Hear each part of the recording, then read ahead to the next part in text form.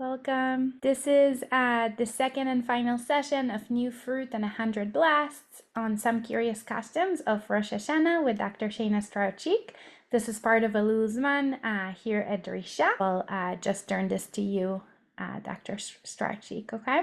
Okay, I'm excited to get started on this because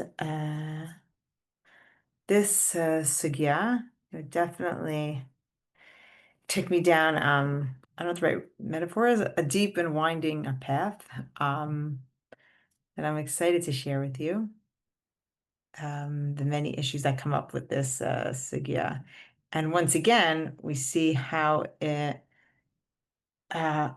one, Gemara led to a whole range of traditions in the post-Talmudic era.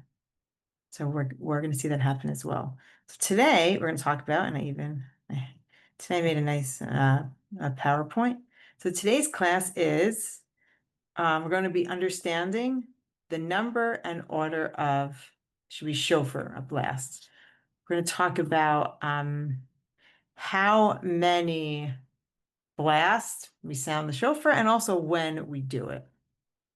So the starting point is we're gonna look at a few mishnayot and two hagiot in the Bavli. So I'll share the sources. Here we go. I'll share it here so you have it. Okay, make it a little bigger. And I made a lot of charts, so we will be referring to the PowerPoint a lot as well. Okay, so let's get started. So when and how many times do we sound the shofar?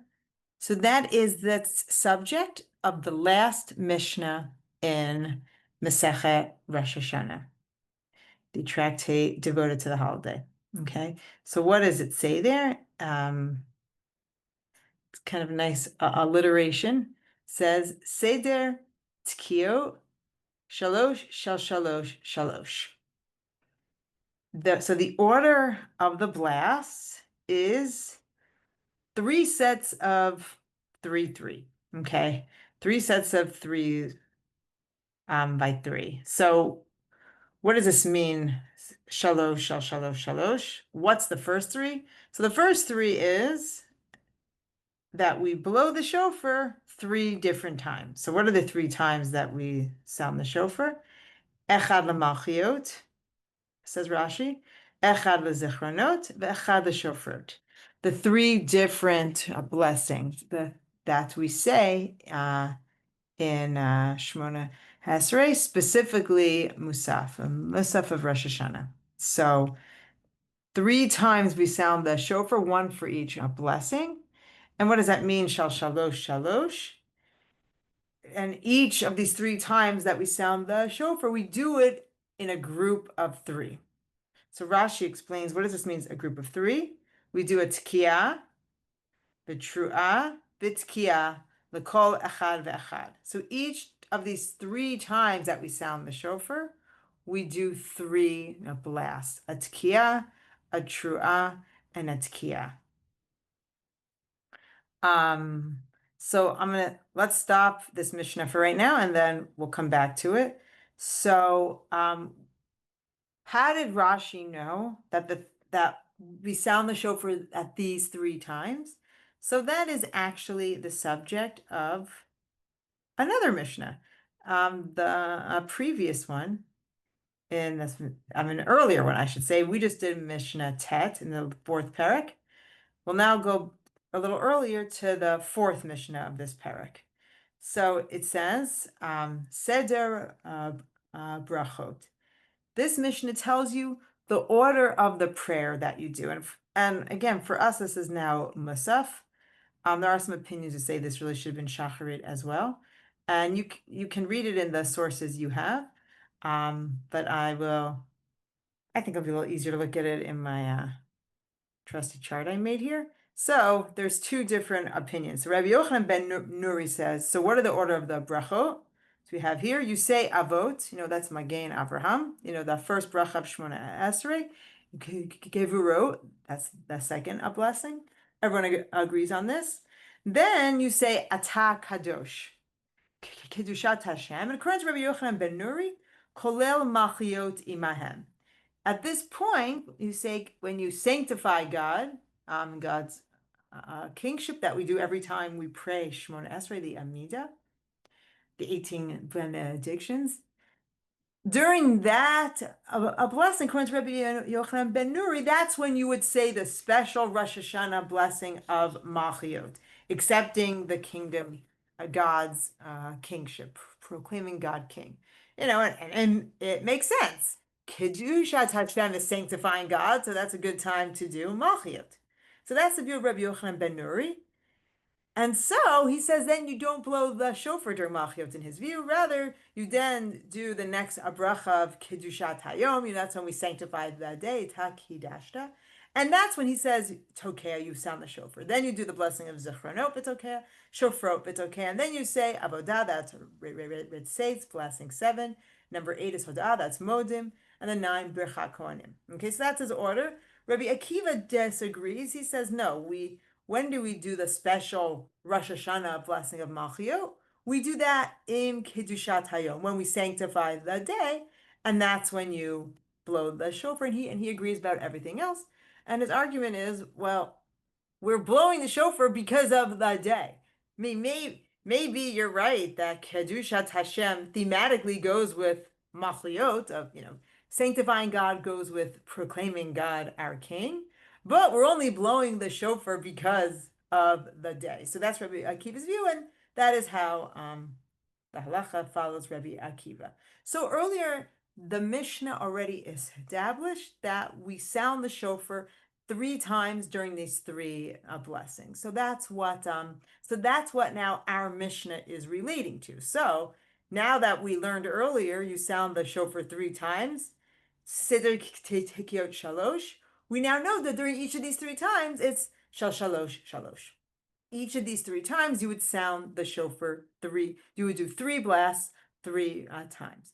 Now it tells you, so it's telling us to make a sound. Now, how do you know what a sound is? You're supposed to make a sound, but how do you describe a sound? I mean, we know when we have musical notes that signify a sound, and yet every conductor will interpret it according to the way they, read it and understand it. But the Mishnah has to give us some sort of musical note to try to understand how we execute this. So it now tries to do that. Shiur Tki'ah, the length of a Tikiyah, Kishalosh Truot. It's like 3 Truot. Okay, and a truah is from the language of like leharia, to raise, to call out. Now, what's a truah? Shiur truah kishalosh yevavot. The length. So how do you make the sound of truah? It's 3 yevavot. What does it mean? 3 yevavot. Thank you. That's not helpful. So Rashi explains. Shalosh kolot be'alma. 3 just short sounds. Kol shehu. Okay? So that's what he's trying to describe. I mean, they're trying to describe a sound and the sound you make. So a shofar, you can't really modulate the key very much. So what do you do with the shofar? It's about the length that you sound it for. So going back to my chart, I thought, I don't know, I found this to be a very visual sugya, at least for me, it helped me. So according to the Mishnah, a tkiyah is 3 truot. And what's a truah? Each truah is 3 yevavot. So every truah is 3 short sounds, at least according to Rashi. So then what's a tkiyah? A tkiyah is 9 yevavot. Okay, so that is what a tkiyah is. So that is what our Mishnah says.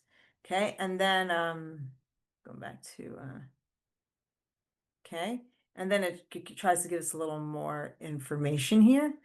Takaba rishona mashach b'shniya. So if, and I'll just explain using what Rashi explains if you blow on the first and continue into the second, and meaning if your last, remember Rashi says each time you blow, you have a tekiah, a trua, and a tekiah. So if you're tekiah from blast number one, you don't make a break, you just keep it going and make it really long for the tekiah number two. For the second group, no, that doesn't count. Ein biado ela hechad. That won't count. Even though you might have done it the length of two separate tekiyahs, it only counts as one. A break between them is essential. Okay. So, okay. Mi shevirech. Now it just gives another another case, another scenario in blowing the shofar. Misha birech. Let's say you already made the brachot, and what does that mean? You already made the brachot. Rashi explains his palel tfilat musafim. You finish musaf, and then only then achar kach nitzmaneh lo shofar, and then someone came with a shofar. So meaning the implication of the case is they didn't have a shofar when they started to pray. And, maybe they waited, no one showed up. And like, okay, we have to daven musaf already. And then they daven musaf, and then someone comes with a shofar. They found the shofar, but only after they finished musaf. Tokea meria v'tokea shalosh pa'amim. No, a problem. Just do it. Just do the three groups right then. It won't be with the brachot of musaf. You'll just do three groups of three in a row. Okay, and kishem shaliach sibur chayav, and just like the shaliach sibur, the one praying on behalf of the congregation is obligated. So too, kachkol yachid chayav.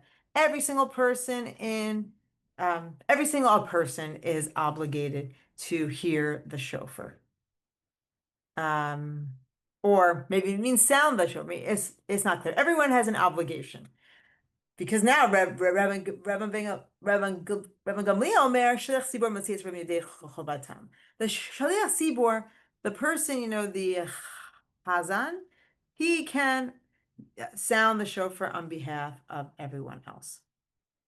Okay, so that is our Mishnah. So again, the Mishnah says you sound the shofar 3 times. 3 groups of 3. You do a tekiah, a trua, and a tekiah. And what are these things? Well, a tekiah is 3 truot, and a trua is 3 yevavot. So, or I should say, a tekiah is the length of 3 truot. Where a trua is the short sounds. 3 short sounds. Each trua has 3 short sounds. When it talks about the tekiah, it's talking about its length. Okay. We're going to turn now to the Gemara, where it'll give us some more information about this Mishnah and try to fill in some gaps. Okay. And I just brought you another Mishnah where it makes it clear that we sound the shofar during the musaf as opposed to shacharit. It says, "Over lefnei ateva b'yom tov shel Rosh Hashanah hasheni matkiya." So the Ober lefnei ateva is referring to the chazan, the one who leads the prayer, the one who goes before the table. That's the one who leads the prayers, the chazan, on the holiday of Rosh Hashanah. The second chazan sounds the shofar, meaning it's done during musaf. And actually, in the Yerushalmi, it explains why. And the Yerushalmi explains it's based on a historical event, an incident that happened at one time. They blow the shofar. They used to blow the shofar during Shacharit, and then it was during the time of the Great Revolt, and the Romans thought they heard the shofar being blown early in the morning, and they thought it was a call to battle, and then they went and they massacred all the people praying there. So they made a decree that from that point on, they should only blow the shofar during Musaf, because the Romans would see, oh, they are in their synagogue praying, and they would know at that point that it was not a call to war, but part of the holiday prayer. So that's what the Rishonim explains, why we do it during Musaf. Okay, so let's go now to the Gemara here. The Gemara now brings a Breita. That's a tradition from the time of the Mishnah, which has some more and different information about the sound of the shofar. So it says here,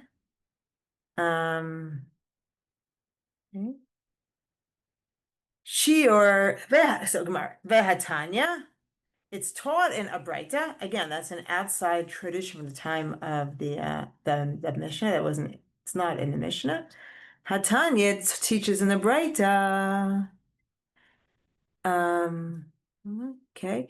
Shior tekiah ketrua. The length of a tekiah is equivalent to a trua. Okay, so what's the problem here? This Gemara is pointing out a contradiction between the Mishnah and the Breita.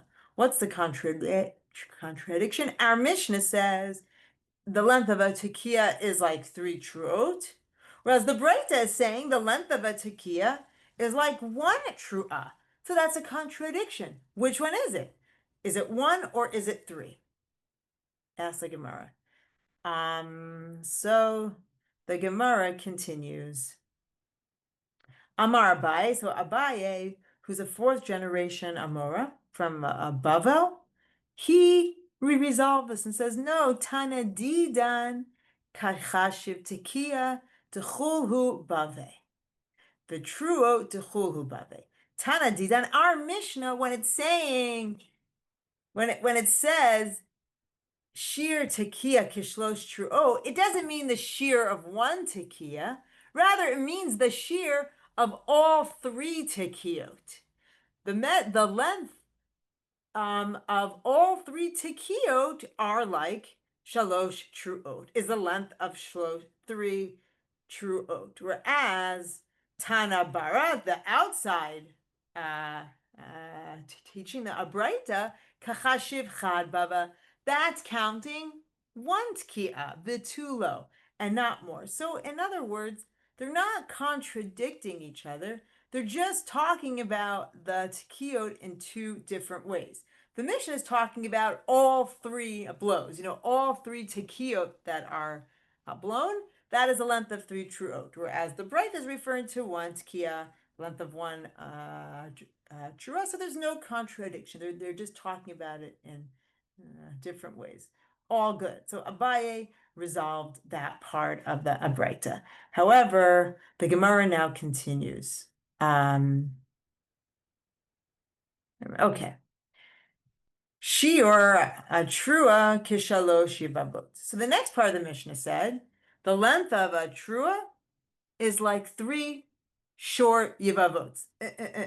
Okay, those short little sounds. That's the Mishnah. Again, the Gemara points out a contradiction with the same Abraita, and this time it's the end of that Abraita. The Hatanya, but that Abraita says, and again, Abraita is a tradition from the time of the Mishnah that was not put into the Mishnah. Shior trua kishalosh shivarim.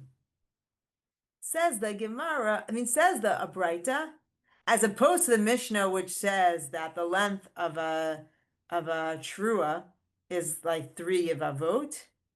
The Breita says the length of a trua, is like, a trua is like 3 shivarim.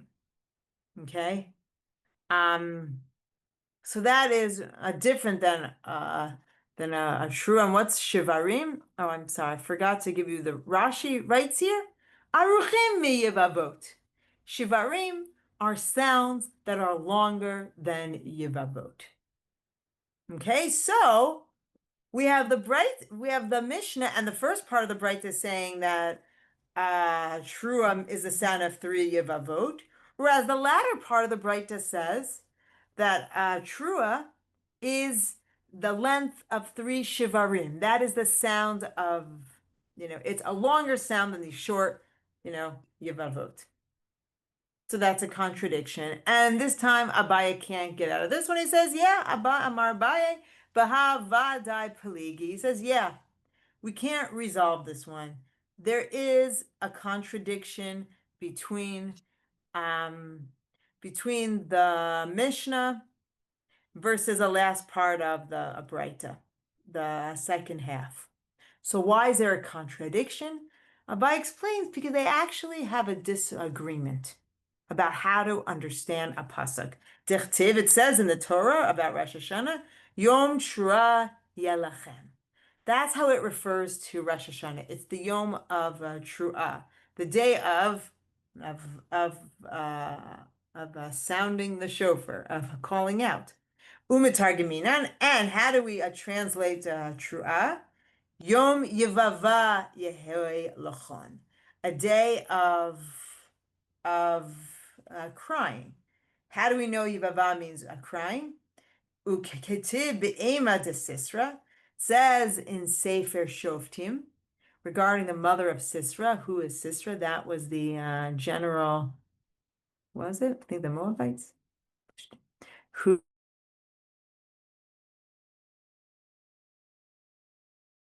a prophetess Deborah. They waged war against them, and Sisera ran away, and he ran to a woman named Yael, the wife of Hever Hakeni, and she tricked him. She brought him into her house, gave him a shelter, but then gave him milk, right? And he fell asleep. And then she killed him. So in Shirat Devorah, when the Devorah, the judge, saying about, thanking God for this salvation, she refers to the mother of Sisera waiting by the window. She sits ba'ad hachalon, nishkafa v'tevav im Sisera. She sits there looking out the window. She's longing for her son, and she's crying because he hasn't come. So the way Tru'ah is explained is Yevava, a cry. So what's the machloket? Everyone agrees that's what it means. But the Mishnah versus the Braita have a debate as to how to understand that. Mar Savar, Genuche Ganach. One holds, now who's one? The end of the Braita holds that what does it mean Tivava to cry? It's these long moans. Okay, here, let me give you, actually, I brought you Rashi in the my PowerPoint. Okay, so how do we understand these differences? Okay, we'll see my PowerPoint, right? So the one who holds Shivarim says Man Damar Shivarim Savar Ganuche Ganach. This is Rashi. That it's a moaning sound. Adam hagoneach milibo. That the sound, that the meaning of Yevava, it means you are moaning, you're groaning, like a person kederech hacholim shema'arichim beginuchotehem, like the way of a person who like lengthens out their groans. So that is the meaning of Yevava. So when the Torah says Yom Tru'ah Yelachem, which means Yom Yevava, the one who holds the sound should be Shevarim is because they think that's what it means to a cry. It's these long, a drawn out moan.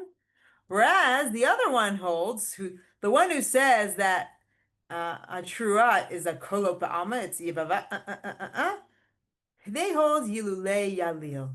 Adam haboche umekonen. No, they think it's more like a person who's crying, kolo kitsarim, smuchim zelazet.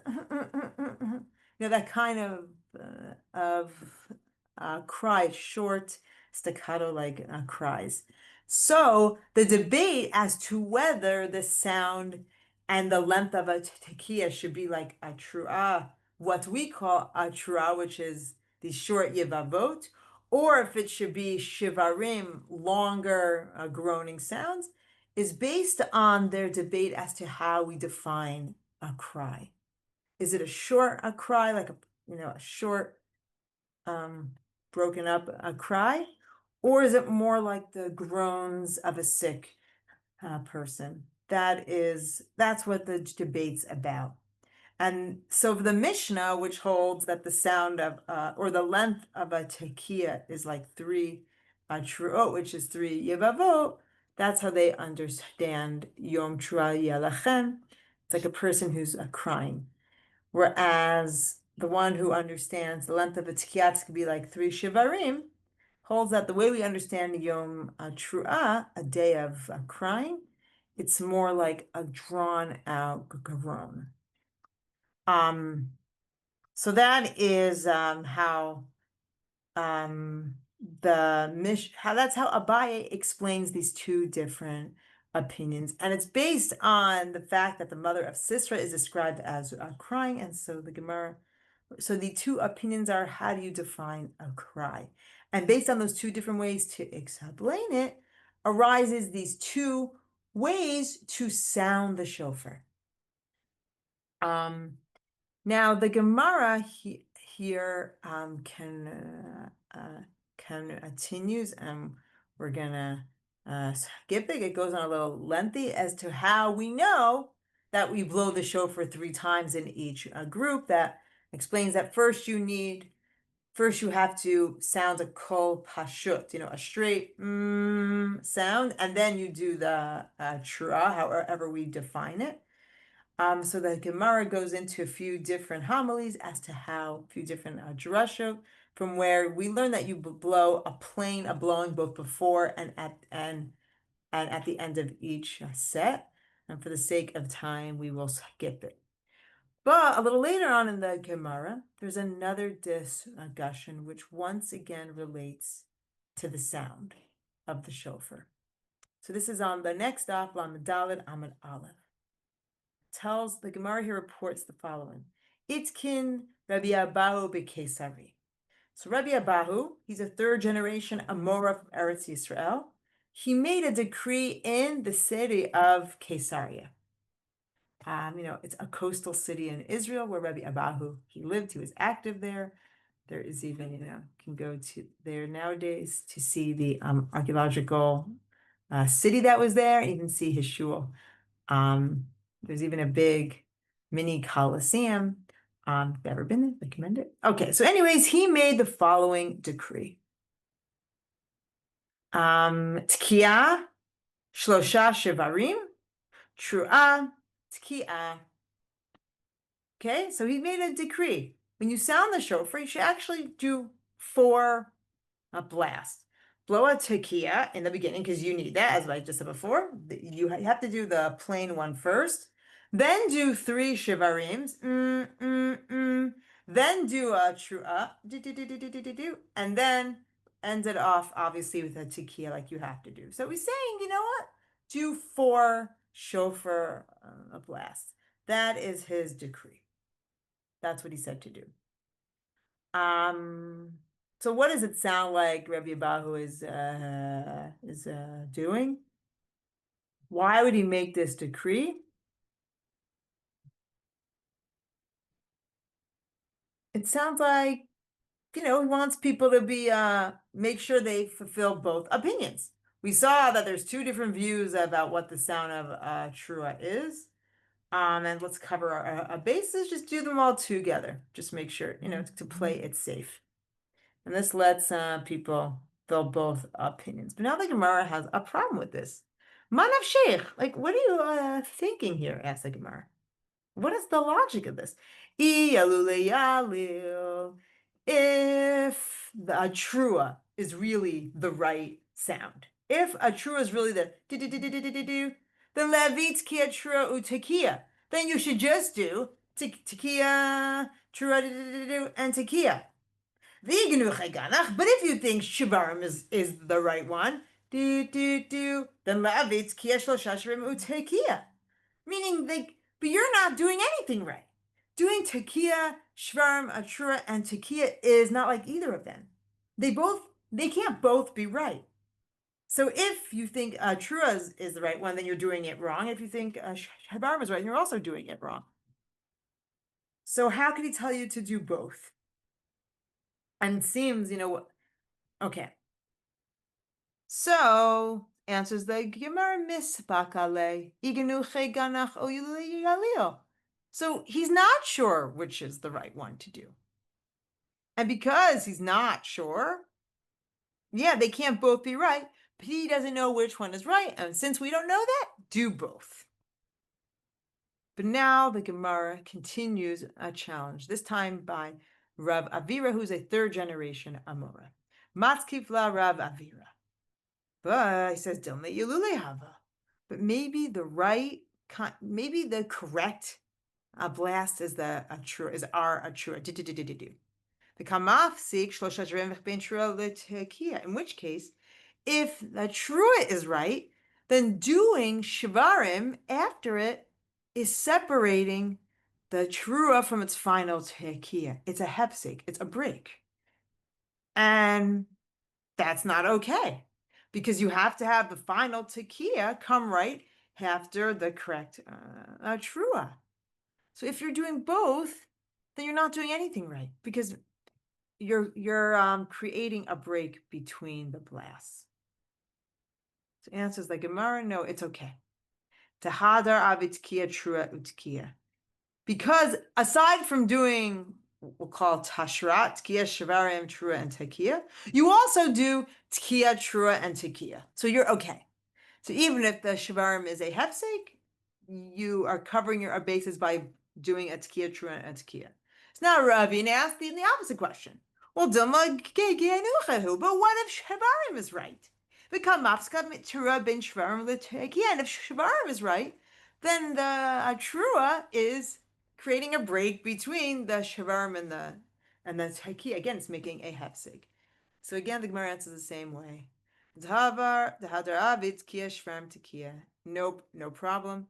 Aside from doing tashrat, tkiya, shvam, trua, tekiya, and aside from doing tkiya, trua, and tekiya, you also do tkiya, trua, and tekiya. So you're doing that too. Now, wait a minute, says the Gemara. If you're doing tkiya, trua, tekiya, and you're doing tkiya, shvarim, and tekiya, then Ella Rabbi Abba my itkin. So why does Rabbi Abba have to make a takana then? You're doing everything. If shvarim is the correct sound, Havde, you did that. If the trua is the correct sound, also Havde, you also did that. So why did he have to make another takana to sound another set of tkiya, shvarim, trua, tekiya?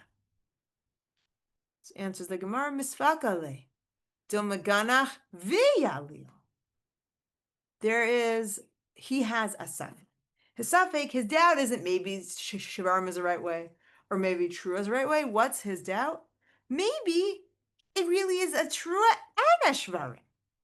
Maybe it's both a short staccato, a cry, and it's a drawn out groan. Maybe it's actually both.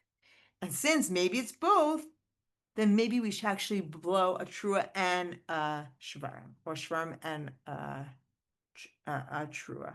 Because then the Gemara asks, and that's the case, maybe we should also do the opposite, not just blow tashrat, tkiya, shvarim, trua, tkiya. Maybe we should also blow tkiya, trua, shvarim, and tkiya. Maybe we should also reverse the order. Dilma yalil v'ganach. Maybe it's a short cry and a groan. Answers the Gemara, Stama de Milta, ki misre be'inish milta, bereshe nagach, b'hadar yalil. No, it's stam. It's when you're thinking about how a person cries, usually first they groan, like, and then they do the short staccato cries. So Rabbi Abahu models his takana, the way you blow the shofar, after the way people cry. So one thing we're seeing is that the way the shofar is blown is meant to model the cries of a person, whether it's a groan or a short staccato kind of a cry. That is the understanding of what Yom Truah means. It's not just a technical term of sounding the shofar, but it's meant to convey cries, wailing, and then short cry. So that's our Gemara. So what we see from here is there's different interpretations as to what the meaning of the Mishnah is. How is the shofar supposed to sound? What model of cries is it meant to emulate? And because there's different opinions about it, Rabbi Abau introduced takana to try to fulfill both opinions, and we see that it also presents it as doing all possibilities of what the opinions are. So it's not just 3 sets of 3, but we have 3 different options of what those 3 sets are. Now there is one other Gemara I'd like to look at to add to this mix. Okay. And it's the next source we have. And it's earlier in the Masechet. It's on Tet Zayin Amid Aleph, where it talks about, it brings a Braita, which talks about, what are the different, why do we do special things on each holiday? So I made it small, it's not relevant. Why do we bring the Karban Omer on a Pesach? Why did we bring the 2 loaves of bread on Shavuot? Why did we do water libations on Sukkot?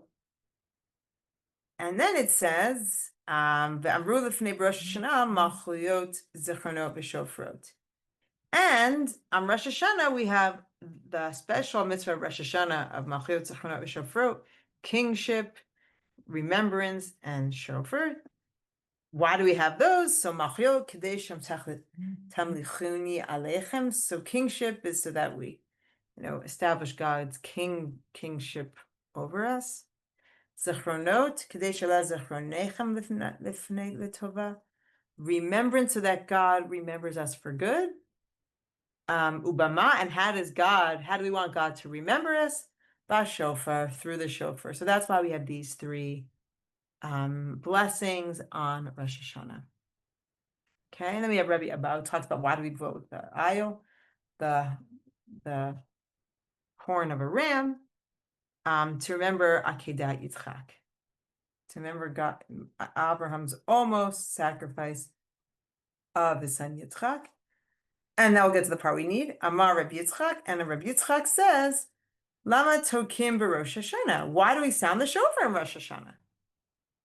So that's his question. But then the Gemara says, wait a minute.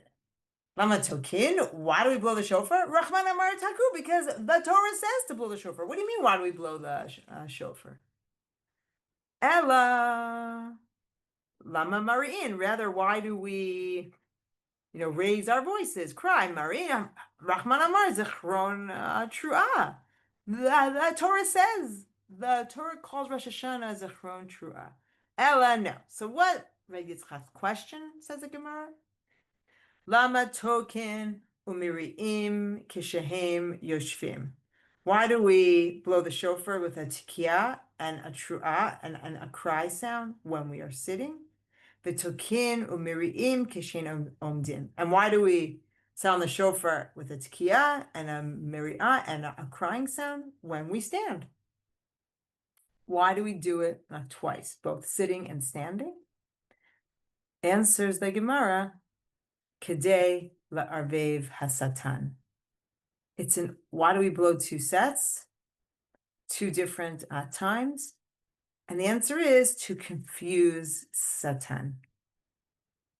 And Rashi and Tosfos here explain why this would confuse Satan.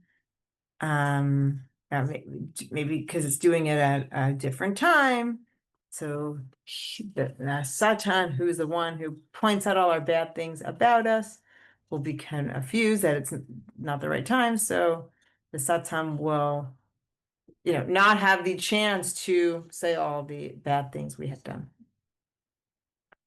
So this is a Gemara which talks about 2 different times that the shofar is blown.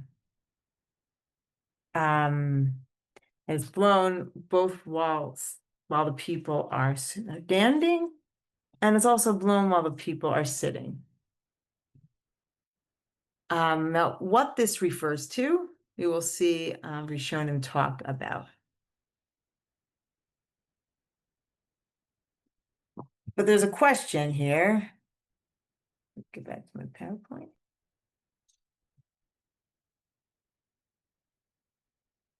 And that is, so how do we view the relationship between these two Gemaras? On the one hand, we see in this Gemara that, our original Gemara, Lamed Daled Amud Aleph, that there are multiple shofar blast sets that eventually came to be reacquired, sounding the tashrat, tkiya shvarm, trua tkiya, tarat, tkiya trua tkiya, and tashat, tkiya shvarm tkiya.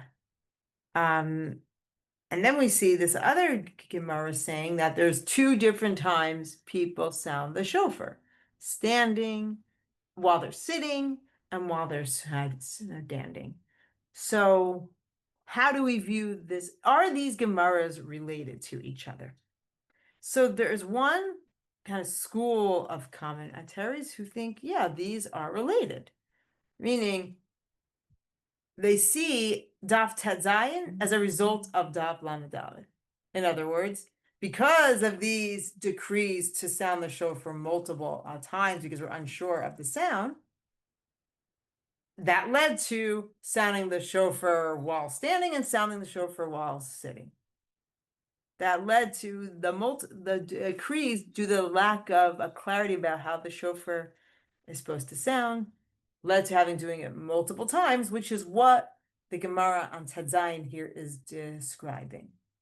And so there are some commentators who see these two Gemaras as related to each other.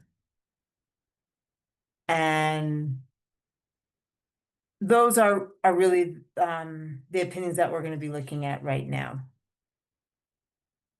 I don't want to get too complicated, but there's actually, if you were to look at this Gemara in a more academic way, for those who have pointed out, David Weiss Halivni, he was a Talmud scholar. He passed away a few years ago, but he points out that looking at the Gemara on Tet Zayin, he says that actually, in the words of Rebbe Yitzchak, his actual question is, why do you blow the shofar at all? Lama tokim b'Rosh Hashanah. I mean, that is his question. And his answer is Kedei l'arvev et ha-satan.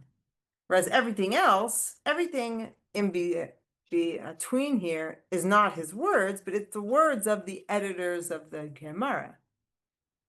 And so he points out, if you look here, all this adding, why do you blow? The Torah says blow. Then why do you do a trua? What do you mean, why do you do a trua? The Torah says to. Rather, why do you sound the shofar sitting and standing?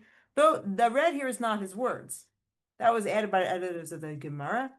And so Halivni points out that Rabbi Yitzchak never referred to multiple sets of shofar blowing, both done while sitting and standing. And he, in all likelihood, was really asking not why do we blow the shofar, it says in the Torah, but more, what is the meaning? Like, why does the Torah command us to sound the shofar?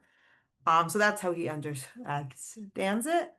And the multiple shofar blows might be a later development, because here too, Rebbe Abahu, he only refers to blowing tashra, tekiya shivarim, trua, and tekiya. It's the editors of the Gemara who say, hey, well, you also blow tarat and you also blow tashat, but he only refers to blowing one set, and it's possible that he said, look, we have a doubt, so let's just do it all together, tashrat. And it's possible that for Rebbe Abahu, he never reacquired more than just blowing one set of the three sounds together, and it was a later development that said, okay, also blow tkiya shvarm tekiya, and also blow tkiya trua and tekiya. And these multiple shofar blasts seems to have been a later development. And in fact, when we go to the Yerushalmi, none of this is in there. It just has a doubt about what the trua of the Gemara is. So let me just read this fast to you. It's right here.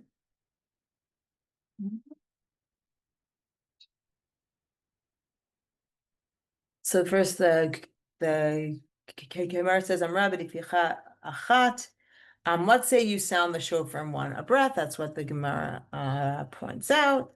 So one of you says, you can blow the shofar in one breath, and one says you cannot. Okay, now I'll just go to the line here. Rabbi Zera, Rabbi Abba, Bar Eli b'shem Rab says, Sarich leharia mitoch peshuta. You need to make a trua kind of a sound immediately after a plain smooth sound. So you have to do a trua. Rabbi Ba b'shem Rabbi Bar Rav Huna, he holds inasarich laharia mitoch peshuta. He says no, you don't have to do a trua sound after a smooth, plain sound. Okay, so now the Gemara asks, Ezehi hara. What is a trua? What is this sound? That's not a smooth sound. V'chananya v'Rabbi Mana. So it's a debate between Rabbi Chananya and Rabbi Mana. Charamar tarimuta. One says, the way it's understood is it's short sounds, like what we call a trua. V'choran amar and acher, and the other says talat daki kan. It's three short sounds, like dak, daka. Rabbi Chananya chashash lahada, Rabbi Mana lahada didan. So Rabbi Chananya wasn't sure which one to do, so he did both. He both did his own view, and he did the view of Rabbi Mana. So we see in the Yerushalmi this idea that there's two opinions as to how we define a trua, and we see someone doing a both, but we don't see the takana of Rabbi Abau. You have to do all four sounds together. We also don't see what the later anonymous part of the Gemara says to do. Also do tkiya trua and tkiya, and also do tkiya shvarim and tkiya. We don't see that multiple of shofar blasts that we're seeing in the Ababli. So it seems that that is a later development. Okay, so that's all the Gemara information. We're now going to go to see how the post-Talmudic commentators understood it. So as I said, when we asked a question, how do we view the relationship between these two Gemaras? The Rabbi Abahu's, the decree to blow multiple ables, the Tashra, Tarat, and Tashat, and the Gemara on Tadzayin, which asks, why do we sound the shofar blow sitting and standing? So there are those who view these two as related, and Tadzayin is a result of Lamed Daled. That is the view of the next source we're going to look at. Okay, the Rabbiah, Rabbi Elazar ben Rabbi Yoel Halevi from the 12th century, and he writes. I'll go to the second line here. Kevan demisfak. So he quotes our Gemara.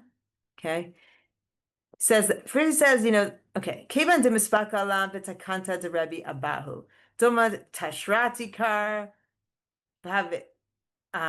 Okay, so Rabbi Abahu makes a takana, but there is a doubt. And what's the doubt when you follow Rabbi Abahu's takana? What the Gemara said, that if only one of them is right, then the other is the sake.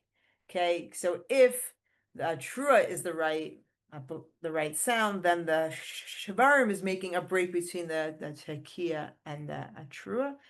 And if shvarim is the correct sound, then the trua is making a break. Okay. So, okay.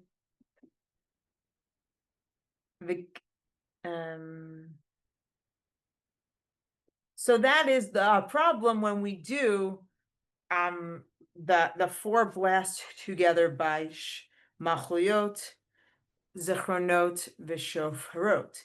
So when we follow Rabbi Abahu's ta'akana in Musaf, we run the risk of maybe we're not doing this right at all, and we're creating a hefsek by doing an extra unnecessary blast. Therefore, he says, Im kain muvtav lasot ha'ikar miyushav. Therefore, because of Rabbi Abahu's takana, because we might be doing unnecessary blast, it's good to first blow the shofar while seated. Uve omed, and then also blow again while standing. And what does that mean? During Musaf, Mishum de Rabbi Yitzchak Larbev Hasatan, meaning you do it again in order to confuse the Satan. So the relationship is because Rabbi Abahu's ta'akana, we are blowing multiple shofar blasts, but you run the risk of maybe one of them isn't right, and you're therefore blowing an unnecessary blast and creating a break between the proper blasts. So therefore, because of that concern, blow the shofar earlier before you say musaf, so you don't have that concern of separating the proper blast from its correct blessing. But since we want to confuse the Satan, you also blow the shofar again during Musaf. So the Rabbi sees these two Gemaras as really intimately related, and one being the result of the other. Because of the takana, that led to blowing Keshehem Yoshvim while the people sit, and again Keshehem Omdim while they stand. Because of that concern, because we want to confuse Satan, hence we blow again during Musaf. So he's assuming that an extra blow is considered a hefsek. And by the way, not everyone agrees with that. An hefsek means it's a break. It's a proper break between the correct sounds.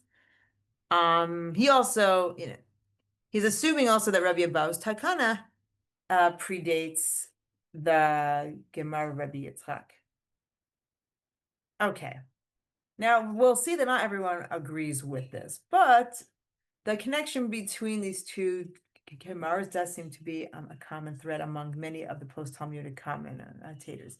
Now, before we get back, so we're going to stay in this school right now so you blow the shofar while sitting, and while sitting means before Musaf, and then you blow it again during Musaf. So in this light, there are actually several different opinions about then how we blow the shofar. I want to do the opinion of Rabbi Hananel because, well, at least it's found in one manuscript of the commentary of Rabbi Hananel. He is really Rabbeinu Hananel. His commentary is found on the printed page of the Talmud, and he's really the first running commentary on the Talmud.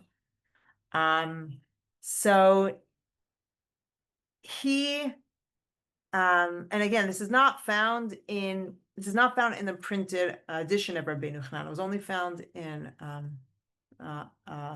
manuscript. And so for those who doubt that this is the words of Rabbeinu Hananel, but it is found in the Aruch, a slightly later 11th century.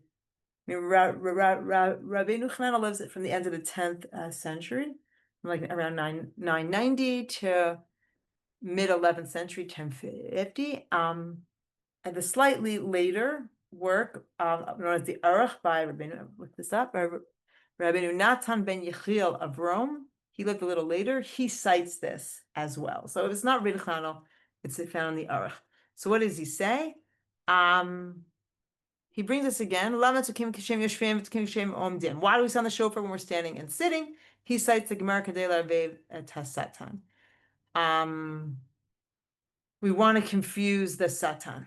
Okay, now I'm going to skip a little bit. And then he then explains how this confuses the Satan.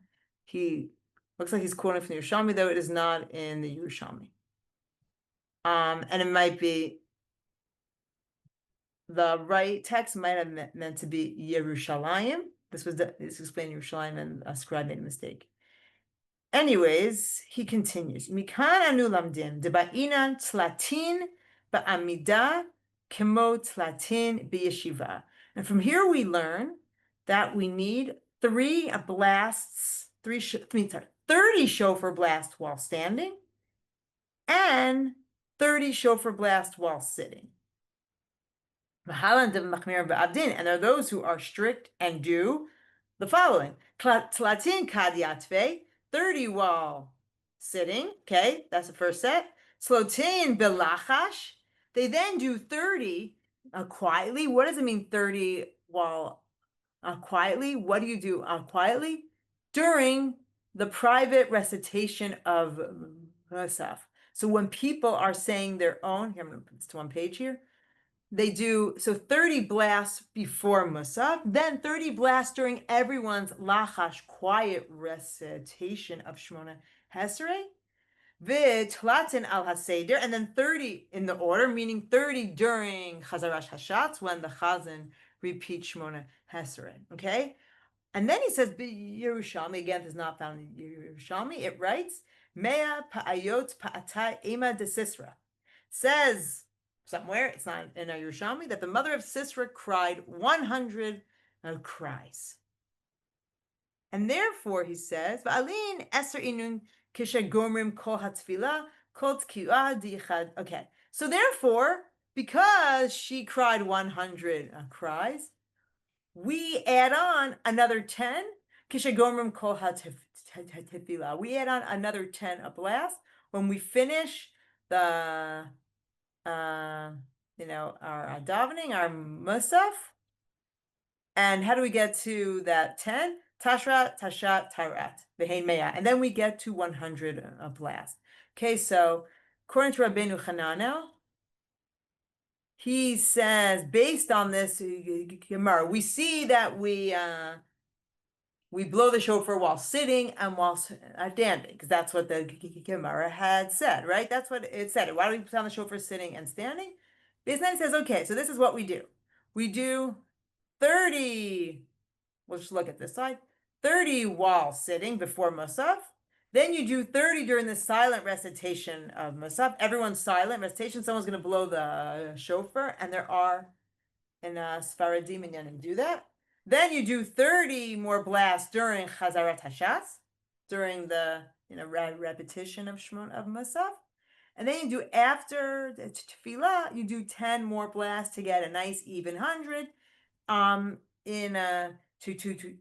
get to the 100 cries that Sisra's mother cried. And since she is, her cries are how we got to these two opinions of Teruah and Shivara, it makes sense we want to get to 100 from her as well. So just a few things to note. This is the first mention that shofar would be blown during the silent recital of the silent recitation of Musaf. This is the first time we're seeing that. This is also the first that we're seeing this idea of, at least one of the earliest mentions that we have of the idea of having 100 blasts as well. So this is a very important source. As I said, some people doubt whether Rabbeinu Chananel really said this, because it's not that it contradicts what he in his actual commentary on Lamed Daled Amud Aleph, but it doesn't exactly say the same thing. I mean, it could just be he's more vague, because in his parish on Lamed Daled Amud Bet, this is what he writes, that while you sit before Musaf, you do Tashrat, Tarat, Tashat 3 times each in this order, which is not like what we do.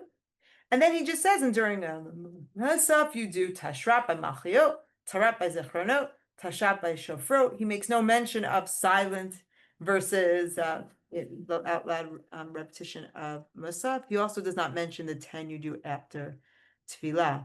So is this just a case of where he speaks more vaguely? I'm going into more detail here. Or is that not really the view of Rabbeinu Hananel? Either way, it's in the manuscript, and it is in the Aruch and it's cited by Tosfot as well in the name of the Aruch. So it is certainly an old tradition. Now, the Rif tells us a custom that was done. And again, these are all a jumping off point for all of these, and I brought you the Rif as well. Is this a doubt? Because there's this doubt, because Rabbi Abahu had a doubt, or because there's this doubt about what the right sound is, Rabbi Abahu made a takana to do multiple blay. He said just to do tashra, and then there's the customs to develop to also do the other two sets as well. And then that's why we do it before Musaf. Okay. So these two Gemaras are seen as related, which then led to this custom. So the Rif has a similar order here. He says, so what's the while sitting that we do? That is tashrat, tashrat, and tarat. You do each of these 3 times before. And then during Musaf, this is what the other Rabbeinu Chananel said. For Malchiot, you do tashrat 1 time. For Zichronot, you do tashat 1 time. And by Shofrot, you do tarat 1 time. So you don't do each of them 3 times. Each bracha gets its own set. Now, the Rif actually addresses the issue. He has a question of why is that what we do? I mean, what's a problem? If we have a doubt which is the right one, then by Malchiot, Shofrot, and Zichronot, only one of them then is doing the right thing. If they can all be right, so let's say if Tashrat is right, then we're not doing it, we're not blowing properly by Zichronot and Shofrot. If Tashat is right, we're not blowing properly by Malchiot and Shofrot. And only one of these can be right. So why would we only do one option by each of the brachot if we're not sure which is the right one? That means by definition, 2 of the brachot of Musaf are not getting its a proper shofar a blast. And that's a problem because it seems, as the Mishnah said, when is the main mitzvah of shofar a blowing? It's during Musaf. The reason we blow before is ostensibly to confuse Satan. Now, the Raviyah brought this up, and he says, well, actually, the later ones, because we're doing something wrong, that actually is not the right. It's actually not. I mean, it can't now be the Ikar anymore, even though the Mishnah talked about really blowing the shofar in Musaf. Because we're adding extra a blast, it can no longer be the Ikar. And the Ikar is now, the main shofar of blowing is the blast we do before. Because but not everyone agrees with this. So the Rif explains why we only do one type of set for each of the brachot in Musaf. And he writes very simply, Shalo lahatriach et hatzibor. We don't want to make it too hard. It's going to be a bother on the congregation if we keep them in shul for too long. So we do each set 3 times while sitting, but then during the recitation of Shmona Esrei by the Chazan, because habrachot ein ma'akvot et hatekiot. Yes, the main mitzvah of shofar is in Musaf with the 3 brachot, but it doesn't prevent you from fulfilling the mitzvah if you don't have the brachot. So harei yatsu yedei chovatam ba'otan shetaku kishem yoshvim. So you fulfill your mitzvah of shofar when you hear the shofar blown while you're sitting. And it's enough to just blow each of these 1 time, 1 per bracha.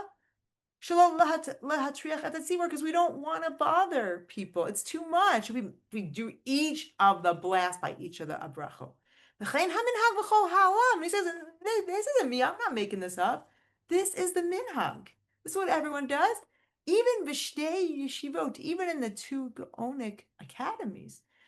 So this is not, we're not just being, he's not just being lazy here or coming up with his own idea to lessen the level of observance. What the Rif writes is the minhag. It's what everybody does. They blow while sitting before Musaf, each of these sets 3 times each. And during the bracha of Musaf, 1 set per a bracha. And therefore, the Rif would say, so the main mitzvah now becomes while we sit. So, it's a little bit circular. Because there was a doubt, we added these extra abrachot. But then because we added these extra abrachot, it made it, at least according to the Rabbi, problematic. I mean, because we had these extra blasts, Rabbi says it made it problematic to only fulfill the mitzvah during Musaf, and therefore it was added before. That's the view of the Rabbi. And then we still do it here in order to confuse Satan. Whereas others say, no, we added them before to confuse Satan. And because we're now blowing so much, we don't want to, overload the community, says the Rif, so just do 1 per a bracha of Shmona Esrei. Now, a Tosfot also weighs in on this and really does not like this minhag. I mean, he cites the Aruch, he cites the 100 blasts practice, likes that one, but he says, "V'haminhag shalanu hayu tamia Rabbeinu Tam." Rabbeinu Tam really has a problem with the practice that the Rif cites. That when we do tashrat of machiot, he uses kuf, using the tough. We only blow tashrat by machiot, and then we only blow tashrat by zichronot. Here, I'll just my chart here.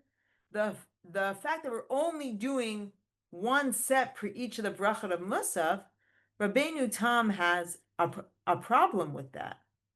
Because he says, if the sound should be both a moan and a short cry, then we should do tashra by all 3 machliot, zichronot, shofar. If the right sound is really the shavarm, the groan, then we should do a groan by all 3. And if trua is the right sound, if it's a short cry, then all 3. Meaning we know they can't all be right. Only one of them is right. And since we have a doubt as to which is the right one, we should do all 3 for all 3 brachot of Musaf. Because, what's also the assumption here? As says in the Mishnah, the real mitzvah of blowing the shofar is doing Musaf. Or if you're not trying to fulfill the mitzvah during Musaf, then don't do any. If it doesn't make sense. Why would you only do 1 type, 1 set for each bracha?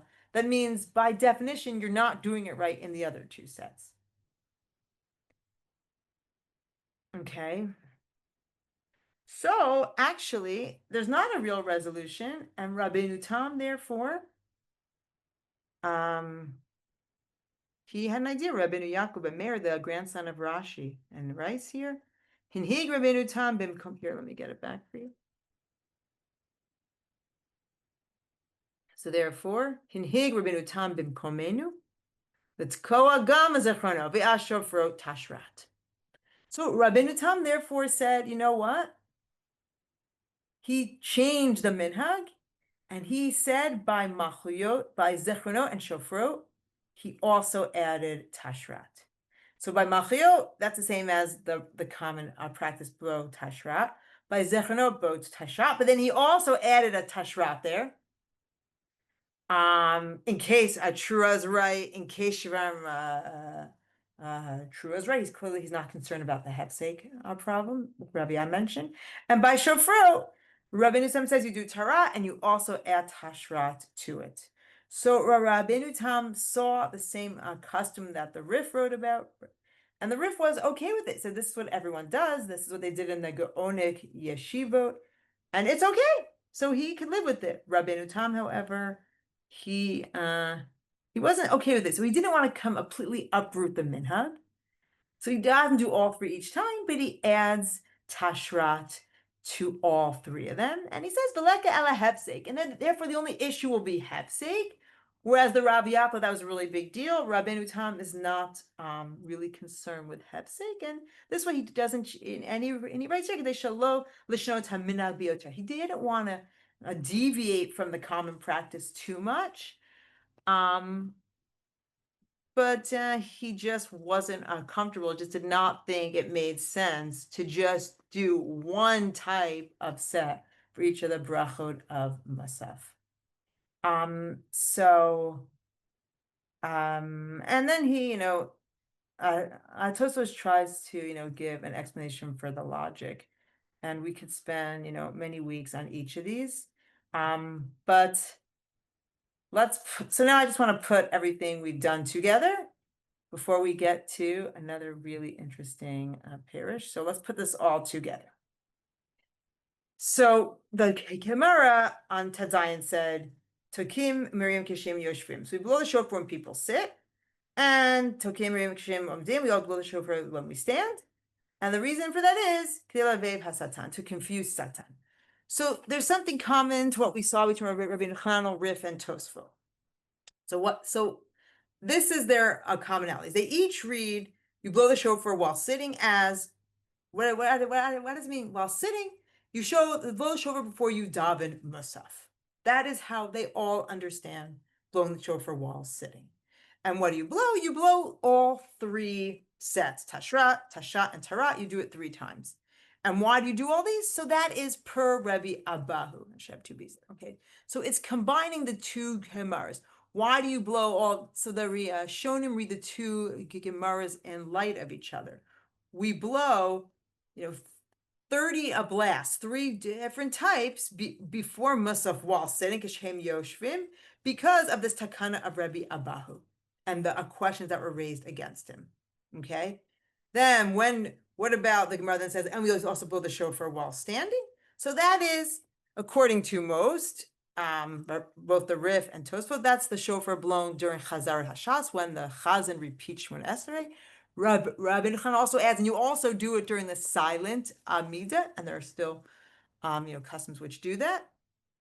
And this is what, now, according to the Rif, you do each set 1 time for each bracha.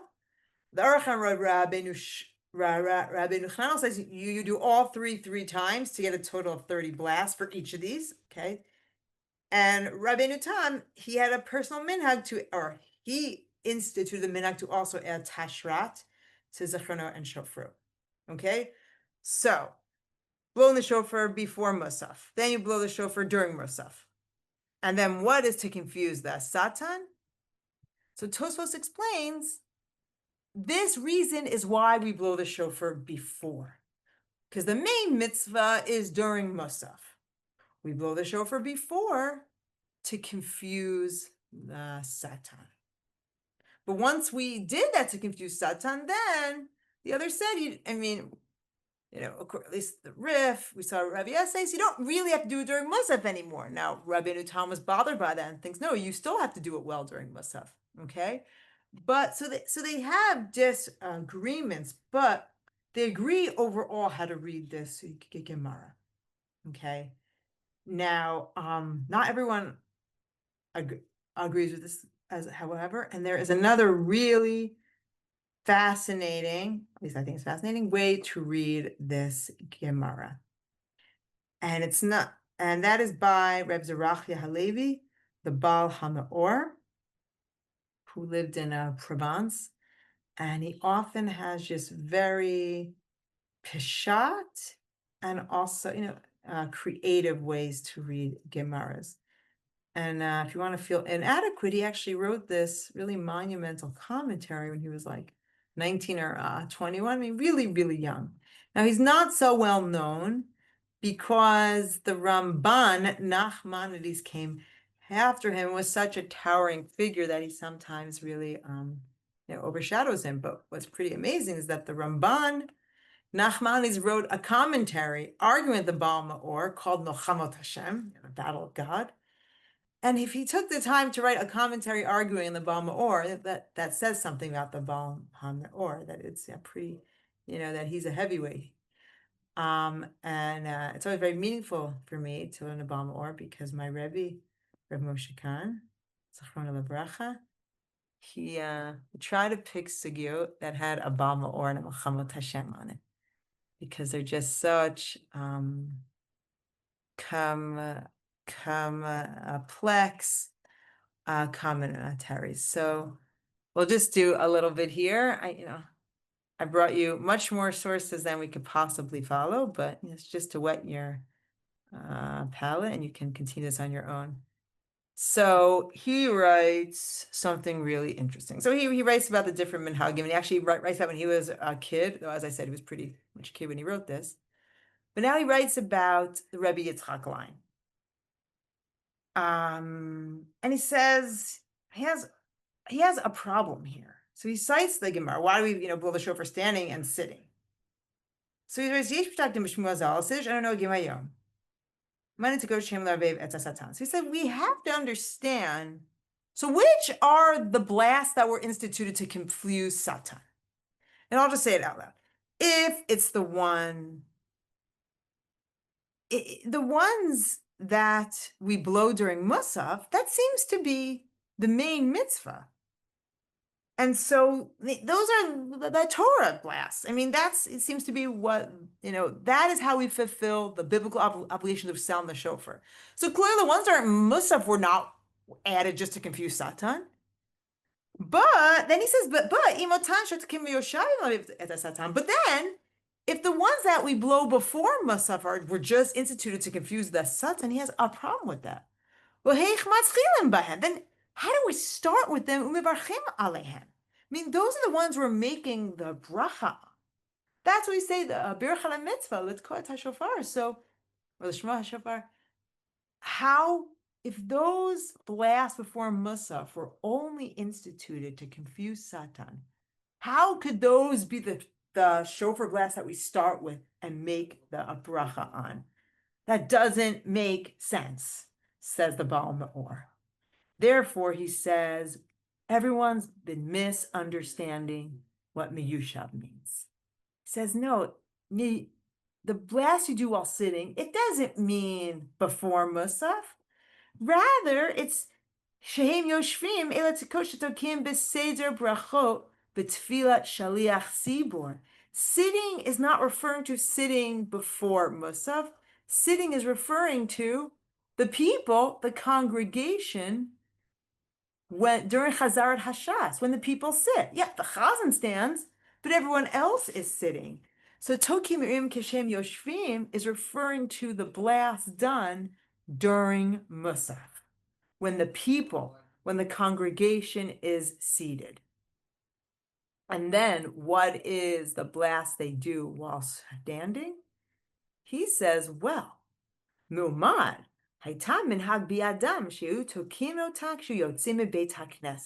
said there used to be an old minhag that they would sound the shofar when people were exiting shul. And why? That's kedei l'arvev et hasatan. Meaning there's standing does not refer to the Amida Shmon Esrei. Standing refers to people literally standing, getting up to leave shul.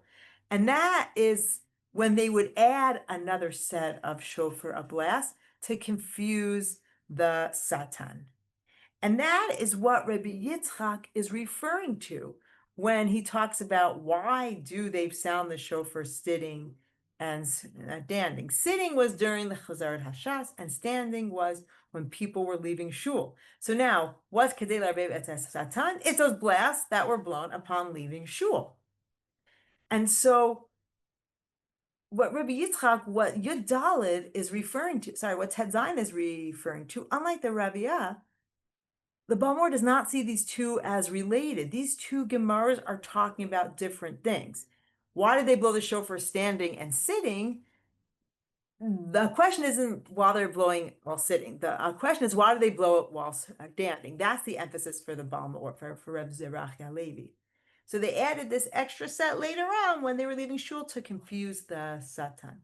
But this is not referring to the takana of Rabbi Abahu of adding extra blast because they weren't sure what the proper or what the correct interpretation was. So for Reb Zerachi Halevi, these two Gemaras are separate, and they're not talking about the same thing. Originally, there was this minhag that they would add blast while they were leaving the shul. And then he says, and then later on, when Rabbi Bo made his takana because it became unclear about what the proper the proper way to sound the shofar was, then we start seeing this other minhag that came to be blowing before versus blowing, and then blowing during Musaf as well. And then there was no reason to add the extra set at the end of Musaf because they were already doing multiple shofar blasts. Now I should tell you, the Ramban, he really disagrees with the Baal Ma'or, as is his way. And it's,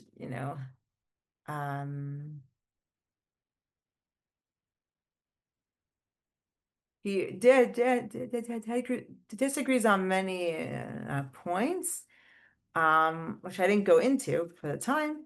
And he says, and in terms of the Baal Ma'or's question, Shilatam Shal Na'arim ouch, it's a child's question. And he does go with the practice that we find amongst the other Rishonim. And so I have, I just lay this out here so you can see a difference between them. So for most of the medieval commentators, the blasts that were added to confuse Satan was those done before the shofar blowing. And even though they all agree Musaf is a main mitzvah, because this whole set of 30 blasts were added before, that then becomes when we do the mitzvah. Whereas the Baal Ma'or says, no, during Chazar Shas, that is when we first blow the shofar, and the custom was added later. And that is what that confusing the Satan was all about. So we see, what's so interesting about these two sugyot that we do, that we saw, there's, an unclear Gemara, and that just led to this plethora of different practices and opinions. And then due to all these different opinions, we try to incorporate what all the different opinions are. And that is what we saw last week as well. We're not sure, is Rosh Hashanah really meant to be 2 days or 1 day? Well, let's just resolve this by playing it safe and taking a new fruit. So we have reasons to say Shana in case we have to. Already we're seeing in the Gemara, we're not sure what the proper sound of the shofar should be. So let's do both. And let's do them early. And we'll also do it later. And it's interesting that we end up in incorporating the view of the Aruch as well. And so I'm going to give you homework, though we're not going to see you, but see what order is done in shul when you go on Rosh Hashanah and which opinion we are following. And I would like to thank you all for giving me the opportunity to learn this really interesting, complex sugyot together. These 2 weeks, these two sugyot together. I really enjoyed the process of learning it.